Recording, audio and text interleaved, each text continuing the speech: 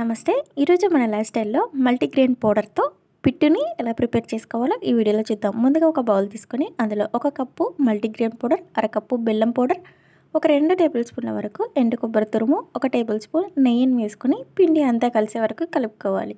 ఇలా కలుపుకున్నాక మధ్యలో కొన్ని వాటర్ని యాడ్ చేస్తూ పిండిని కలుపుకోవాలి. మీరు వాటర్కి బదులుగా కాచి చల్లార్చుకున్న పాలను కూడా వేసుకొని కలుపుకోవచ్చు. ఇలా కలుపుకున్నాక ఇప్పుడు దీన్ని మనం ఆవిరి మీద ఉడికించడానికి ఒక ప్లేట్ తీసుకొని అందులో అడుగున నెయ్యిని రాసుకోవాలి.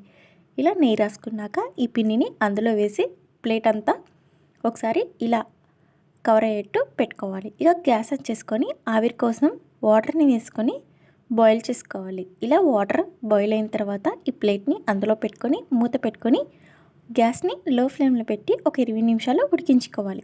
20 నిమిషాల తర్వాత మనకి పిట్ అనేది ఉడకటం పూర్తయిపోతుంది. ఇక స్టవ్ ఆఫ్ చేసేసి దీన్ని పక్కకు తీసేసి నైఫ్ తోటి గోరువెచ్చగా ఉన్నప్పుడే సన్నగా ఇలా పీసెస్ లాగా కట్ చేసుకోవాలి.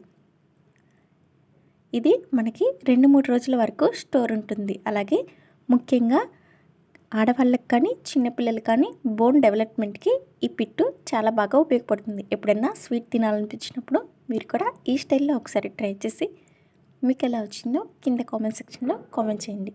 అలాగే ఈ వీడియో మీకు నచ్చినట్లయితే మీ ఫ్రెండ్స్ అండ్ ఫ్యామిలీకి షేర్ చేసి లైక్ చేయండి.